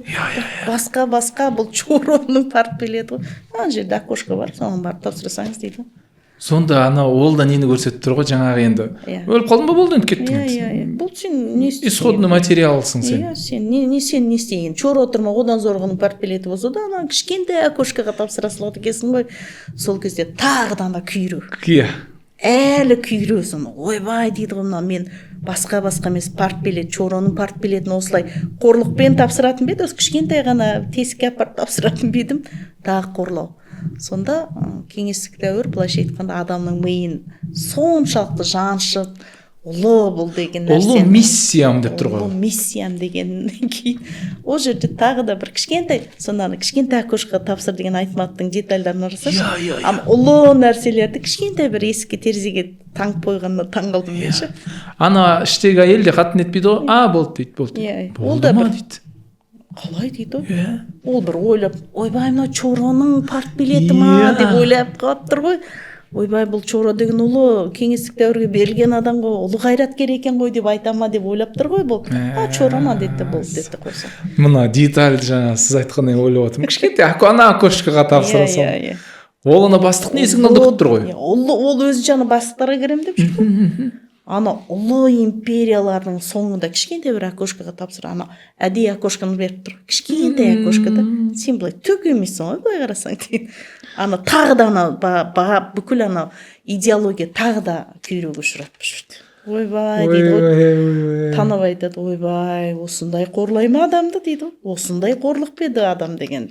Сол кезде кеңестік дәуірден қатты бір көңіл қалғаны, бүкіл дүниесінің күйрегін осы жерде ана кішкентай окошкамен айтматов өте күшті көрсеткен. Детальдар ғой, шығармадағы детальдарды күшті көреді. Психологиялық параллелизм дедіңіз ба? Психологиялық параллелизм сондай күшті. Енді мен кейкісі ойлаймын, таңғалым айтматов жалпы өзі адамның қолқаң суыр болады ғой. Ана көз алдың елестеткенде психологиялық параллелизм енді адамзаттың айтматовы дейтіндей ақ жөні бар енді. Сондықтан ол жағынан күшті енді. Ана ғасырдан да ұзақ күндегі ана қаранар барға түйе о жерде де күшті көрсетеді. Ақкемедегі ана балық, ана бұғананы да күшті көрсетеді. Бір жақ, сосын мынандай миф бар еді ішінде. Түйе ботасынан айырылған інген. Түйе жылайды да жүреді, ботасын іздеп арда жүреді, арда жүгірді, берде жүгірді деген бар. Түпнұсқасын енді қазақ тілінде білмеймін бар ма? Сол жаңағы сыздап тұр, бірақ баласын іздеп, түйе баласын ботасын іздеп ары бері жүгіріп жүр деп көрсетеді. Иә. Сондай бір ішінде түйені қосып отырады, бұл жерде де түйе бар. Ортасында бір детальдар бар. Сосын не істейді енді ары қарай? Ары қарай қалай өрбиді? Әңгіменің жаңағы несі ғой, бұл жаңағы Гүлсары арбаны сүйре алмай қалады. Соны бұл түсіп жетектейді. Мен айтамын, жаңағы асыл адамдар ғой, қамшымен сабамайды. Өзі түседі да жетектейді. Жаңағы тізгіннен тартып. Біраздан кейін оны да жүре алмай қалғанға санап өтеді. Қап басым істемеген бағана арбаны шешіп тастауым керек. Сөйтеді ғой. Арбаны шешіп тастайды. Тағы кішкене жетектейді, ол жүре алмай да қалады ол Гүлсары. Шамасы жоқ, Гүлсарының да көрмеген қорлығы жоқ қой. Гүлсары уже қартайды. Гүлсарына сабады да, барлық нәрсе.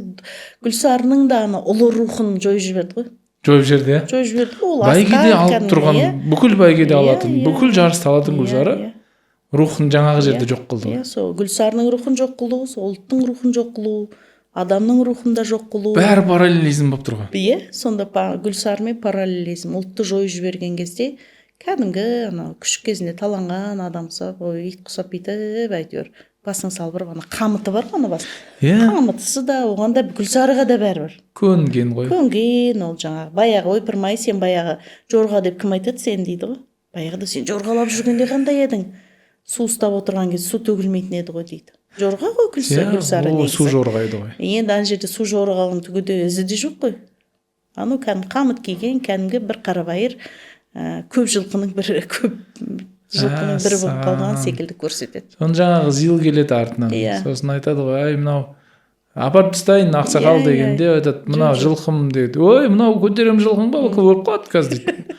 жүр апарып тастайын тайт деп ашуланып кетеді бара бер өзің дейді анау айтады мынауың қуады ғой шал дейді кетіп қалады біртүрлі кетесіз дейді мына атымен қай жерге дейін жетейін деп жүр мынау дейді ғой сосын шапанын жауып қояды Гүлсарыға қасында от жағады бұрын оттан қорқатын еді дейді енді тіршіліктің бәрі оттан қорқады ғой осы жолы Гүлсары оттан қорықпады дейді отқа қарап от жатты дейді Гүлсары мұздап жатсың ба тоңып қалдың ғой деп үстіне сен тоңдың деп үстіне бүкіл нәрсені жапты дейді Гүлсарының соңғы сәті ғой соңғы сәт соңғы демі ғой Гүлсарының қандай сол жерде де бір еңіреп бір жылап аласың Гүлсарының ойпырмай бір дәуірдің көшіп бара жатқанын ай Танабайлардың да кетіп бара жатқанын ай Гүлсары да кетіп бара жатқанын ай шынында да қош бол Гүлсары екен ғой дейсің қош өзің оқып отқанда ойлайсың қош Гүлсары қош Гүлсары сен анау піштірілгенде ақ сол жерде айттым болды қош Гүлсары осы жерде бәрі қош болды ғой Танабай қош Гүлсары қош бол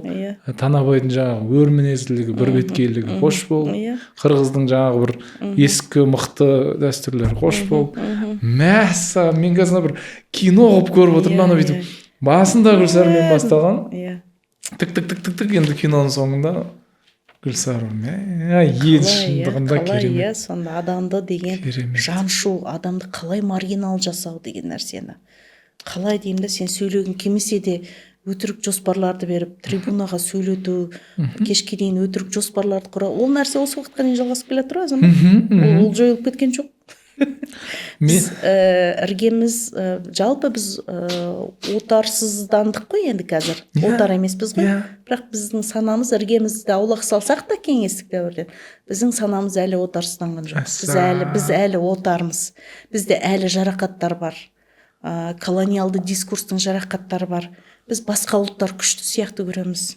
батыс күшті сияқты көреміз оның бәрі жалтақтау сенің индивидті ойлай алмаймыз индивидті жүре алмаймыз ұжымдық қана дүниемен жүреміз себебі индивид жүрсең қорқынышты біртүрлі себебі сенің бәрің санаңда анау кезіңнен бастап сені не істеп тастаған ұжымдық ойлауға ұжымдық сен өзіңе өзің басқасың сен өзіңе өзің бөгдесің ғой сенің ұлттық жаңағы не дейміз identity бірегейлік ұлттық бірегейлігіңді жойып жіберген кезде сен бір қазір бір түсініксіз бір күйдесің ше не анау емессің не мынау емессің сондықтан ана спивактарының субалтерн деген міне Танабай субалтерн чора бұл жерде субалтерн чора болып тұр ғой Танабай емес чора субалтерн сөйлей алмайды ол сөйлегісі келеді бірақ сөйлей алмайды субалтерн сөйлей ала ма деп жаңағы үлкен зерттеулер жүргізгені сонда мынау бір қызығы сонда партбилетсіз ақ Танабай ойнап нормально өмір сүріп жүр ғой партбилетте де ғана емес екен ғой өмірдің мәні деді ғой кемпірмен жаңағы киіз үйінде шайын ішіп киіз үйінде сол жайдар сол тіршілігі ары қарай жалғасты баласын өсірді қалада баласы үйленеді ғой кейін ойбай келінін айтсайшы кейін ой жібермектеуге болар ма екен бірақ шындықты айтып тұр енді бірақ өйтіп бетіне айтуға болмайды ғой енді шындықты айтып тұр ғой өйткені жаңағы ұшқыншақ тиіп кетті ғой баласына да сіздің жаңағы кезінде істемегеніңіз болмағанда бастық болар ма еді дәл қазір оқыған жігіт қой ол қалада оқыған жігіт қой ол кезінде партбилетіңізді тапсырмаған кезде балаңыз деген үлкен жетістікке жетер еді бастық болып отырар еді келін үйіне барады ғой сол кезде арқа жарқа болып барады бүкіл дүниесін алып барады ауылдық май құртын жаңағы картошкасын бәрін салып алып кәдімгі ауылдан типтік образ ғой ауылдан қалаға келгенде арқаланып келетін әке шешенің образын көрсетеді бірақ барған кезде келіннің жаңағы қабаққа толы жаңағы бір түрлі атасын жақтырмайды онша да. Сонда келіні беттен алып төске шалып отыр ғой. Шауып отыр. Не дейді? Сіз кезінде осы жаңағы мына бір қызметке ұсынып еді, сол қызметке өте алмай отыр дейді ғой. Оның бәрі ана травмасын қайтадан жарақатын өзі де бір сыздап жатқан ішіндегі дүниесі ғой. Ішкі дүниесіндегі бір енді бір өзіне ғана мәлім бір енді жазылған жоқ, бірақ жарақаттың сыздауықтың бетін қайтадан түртіп жіберді келіні. Сіз сол кезде партбилетіңізді өткізбегенізде қазір балаңыз үлкен бастық болып отыр. Тілін тістеп қалады Данабай. Тілін тістеп қалады. Ойпырмай, мына нәрсе айланып келіп қайттан алдыма шыққанын айтты. Оны ұмытқан еді ол жарақат. Ары қарай кәдімгі қоңыр тіршілігін, өзінің бір тіршілігін кешіп жатқан Данабай еді ғой. Керемет. Осы баламаға да әсер еткенін шіркін деп қалады ғой. Сосын не істейді соңында мына жерлерінде не деуші еді тағы да. Осымен бітеді ғой, Бұл шығарманы жалпы мен ойлаймын 10 сағатта алдасақ та. Жаңағы нені айтпадық қой? Кезінде құтқарып қалған жігіт бар ғой, жаңағы Бектай. Бектай деп қой. Саман Сұрма. Керімбеков. Жақтап қалған. Сол кейін іздестіреді ғой. Сол ақсақал енді қайда екен деп. Сосын іздестіріп, екеуі сөйлеседі ғой. Сіз мені тандыңыз ба дейді ғой. Тандым дейді ғой. Сол кезде үлкен жиналысқа салып сізді талқылап еді ғой. Сол ол үлкен бастық болған. Бірақ ол сол кезде жадында жадыланып қалған ғой. Танабай деген бір басқа қойшылардың ішіндегі ерекше тұлға екен, бұл жадылап сақтап қалған есіне. Содан іздеп келіп, кәдімгі баяғы тағы да бір бастық сымақ біреу бар еді ғой. Ол да сол әлі жылпылдап, ол да сол жылпылдап, ол осыға қалмайды екен дейді ғой. Сосын айтады, сен барды шөп шаба бер, мен Танабаймен өзім сөйлесем дейді ғой. Ананы қорлап жібереді да. Сен анау бүйт жанында тұрады жүрші, сен бара бер, барып шөп шауып, анамны тіршілік жасай бер. Мен Танабаймен өзім жеке әңгімем бар еді дейді ғой. Сонда ол жігіт те бекер жігіт емес па? Ол жігіттің бір ішкі дүниесінде бір нәрсесі бар. Бірақ жауап бермейді, бұл кітапта оны айтпайды. Жауап бермейді ол. Өзіміз ойлап табуымыз керек па?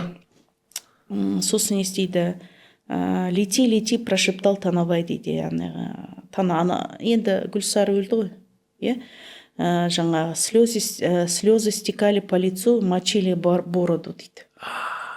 Көзінен жасы сақалына дейін не істеп дегеніміз. Сақалынан тамшылап тамып тұрды дейді. Сонымен жаңағы прощай Гүлсары деп айтты дейді. Сосын ары қарай тағы да жаңағы түйе ары бер шауып жүр дейді. Жаңағы өзінің баласын іздеп жүр дейді. Бұл қазақшасында жоқ. Жоқ екен де қазақшасында. Бұл бар, бұл бір нәрсесін аудармашы тастап кетті ме екен? Түйесі бар мына жерде. Сол жаңағы түйенің де баласын шарқ құрып іздеп жүргені, ол да бір ішіне деталь ретінде қосып қойған да. Сондай бір шынында да шығарманы оқып отқанда кәдімгі бір кино, кәдімгі деталь, бір кадр көз алдынан өтіп жатады, кәдімгі кино көріп отқан. Қайтып келеді, барады. Енді бізде түсіріпті ғой, осыдан бірнеше жыл бұрын түсірген екен. Мен шығарманың басын, киноның басын көрдім да, бір қолым тимеді, ары қарай көрмедім. Жалпы мен шығармасын оқып, кейін киносын көрген кезде киносына қатты ренжимін. Айдаладағы бір нәрсені береді. Соны тіпті соңында бұл жаңа Шораға барған кезде, жаңа хабар жеткен кезде бұл Гүлсарымен келатыр киносында. Гүлсарымен жауып келатыр. Гүлсар Шораның астында еді ғой ол, екеуі жорысып қалған кезде. Содан кейін Шораның үйіне жете алмай, бұны ұстап алып түрмеге алып кетеді. Болды, Шораның үйіне жетпейді киносында. Бұны сол жолда тоқтатады да, партия несін көрсетіп, біз сізді алып кетуге мәжбүрміз дейді. Ол айтады, мен досыма баратырмын дейді, қайтадан қарсы шығады жаңа. Жоқ, бізге қазір көнбесеңіз дейді, атасынан дейді, шауып кетеді, соны үшеуі қуып барып құлатып, байлап барқындап алып кетеді. Онда режиссер енді кішкене өз жерінде білмеймін, ондай бір бұрмалаушылық сол бұл үйінің жанынан. Себебі оны барып Танабайдың ана жерде трагедиясы аттан түсе алмай тұруы ғой. Сол нәрсенің бәрін режиссер көрсету керек еді ғой. Енді білмеймін, енді неғып оны ешкім шығармада ешқандай 3 адам келмейді алдынан. Сол жаңағы бір жотаға шыққан кезде бауырым деп қазақтар келатты дейді, жылап кіріп бүкіл ел жаңағы Шораның үйінде бір қауым ел жиналып қапты дейді. сол жаңағы қолы арқандалған күйі үйінің жанынан жылап өтеді кинода болды, өтіп кетеді. Сол өтіп кетеді. Сол жетектеп бұны алып баратыр, қолын арқандап тастаған, атын жетектеп алып кетеді. Сол жылап қарап өтеді. Чоромен қоштасуға да мүмкіндік болмады дегенді көрсеткісі келген режиссер. Түрме деген әңгіме жоқ қой кітапта. Сондай ма? Режиссер онда кәдімгідей басқа жаққа кетіп қалыпты. Өзінің интерпретациясы ғой енді бұл жерде. Мүмкін трагедиясын өте бір терең бір жараларын көрсеткісі келді ме екен, енді режиссердің де өзінің бір интерпретациясы бар шығар. Бірақ жалпы көркем шығарманы оқығаннан кейін мен онша киносын көрмеймін солардың ше. Мына менің Бүбі Жамалдың рөлін ойнаған Жанел ханым. Жанел Махаржан ханым. Соның күйеуімен жақсы араласамыз, досым менің. Мені жаңа көкпарға тартқанда Абай мырза. Өткен жол бізге неге келді ғой, сол Абай мырза кейін Жанел ханымға сыйлады Гүлсары деген жорға. Тура сол түстегі Гүлсары деген жорғаны сатып алып сыйлады ғой.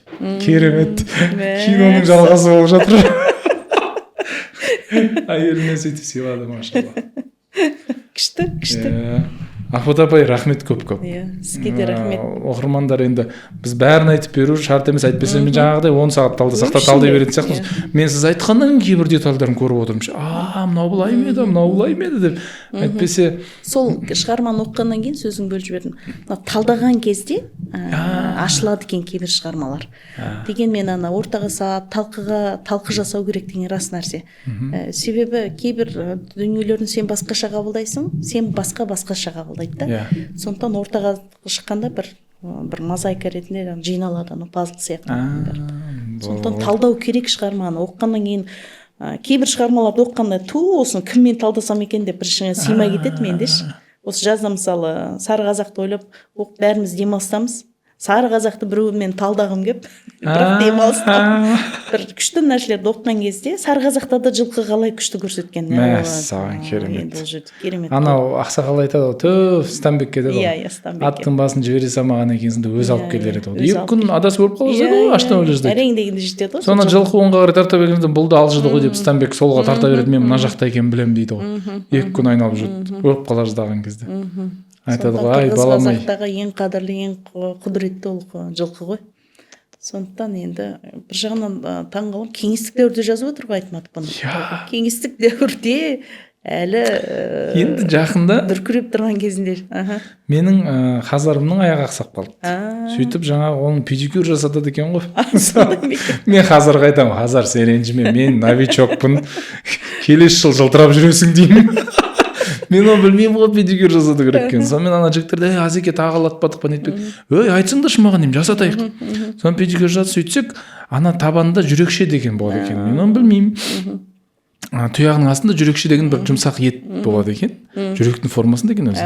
Сол жүрексесі ісіп кеткен екен. Оны қысқартып тұру керек екен. Сол әдемі қылып педикюр жасап қойдық енді. Таға салдық, бәрін еттік, әдемі қойдық қой енді. Соны жүрекше деді. Сосын мен ойладым, мәссаған, жүрекше. Соны бір палуан айтты, Азеке, неге жүрекше білесің ба деді. Біздің қазақ дана ғой деді. Неге жүрекше деп едім. Жылқының жүрегі бар ғой. Сосын ана 4 тұяғында ана жүрекше арқылы қанды насос ретінде қажет етеді екен ғой. Ана басқан сайын анау пук деп насос ретінде 4 аяғымен анау қазақ соны жүрекше деп қойған дейді атын. Ол керемет енді. Нелерін білмейміз ғой. Бұл деген насос сияқты жұмыс істейді деген 4-еуі де қан. Жылқыға страшно қан айналдыру керек қой енді шауып келе жатқан. Үстінде 100 килограммдық біз отырмыз. Шауып келе өзі 300 килограмм болса, бұған бір жүректің күші жетпей жатқан шығар. Сол тағалап бәрін сөйтіп жасап қойдым. Мен айттым ана жігіттерге, мынаның жалын қырқу керек екен оны. Мен қайдан білейін? Жалын қырққан құйрығын қырқу керек. Соны айтты, Азеке, енді қыс қой қазір қоя тұрмыз деді. Көктемде қырқамыз деді. Айтпайсыңдар ма маған күзде? Қайдан білейік, сіз айтпағанға біз де тиіспедік дейді. Мен Хазарға айттым, оны қыста жабу жауып қойсаң жүні қалың болмай әдемі болып тұрады екен. Менің Хазарым жүн деген айқайлап кеткен. Жабу жоқ оның. Енді келесі жылы әдемі болады енді. Танабайдан оқисың, үйренесің кейбір жерлерін, қандай детальдарын бәрін күшті жазған ғой. Шығарманы оқыған кезде көресің онда. Барлық қалай күтім жасау керек екенін, қалай сөйлескені күшті. Ана Бибі Жамалдың үйіне барған кезде оны енді оқырмандар өздері оқыр. Бибі Жамал бөлек әңгіме, енді оны мен о жаққа кірсек ол деген бөлек бір роман. Бейбіжамалды өздеріңіз оқисыз. Бейбіжамалды бір жастықтың бір тәтті кезеңі ғой, Танабайдың тәтті кезеңі. Қатты мағынасын түсінбедім. Келген кезде әйелді бала жетістеу. Әйтер сымың тастап кетесің болған. Балаларың болса есейіп қалды, елден ұятым емес па дейді. Балаларың болса анау есейіп кетті дейді. Әйелінің де даналығына таң қаласың, сабырлығына таң қаласың. Бөлек бір бағыт ол. Өзі тынып тұрған психология. Оны енді оқырмандар өздері оқыр енді. Өздеріне қалдырдық. Деп айтпай-ақ қойық. Өздеріне қалдырдық. Сондықтан оқырмандар міндетті түрде комментарий жазыңыз. Сіз ойыңызбен бөлістіңіз, не қосар едіңіз, не күткен едіңіз деген сияқты комментарийлеріңіз бізге өте маңызды. Подписка жасаңыз, біз Құдай қаласа жалғастыра береміз. Рахмет көп-көп. Рахмет, иә. Жақсы оқыңыздар. Айтмапты, міндетті түрде оқу керек. Ақ кемесін оқу керек. Ғасырдан да ұзақ күн, кеңестік дәуірдегі мәңгүрттікке байланысты дүниені ғасырдан да ұзақ күн өте күшті.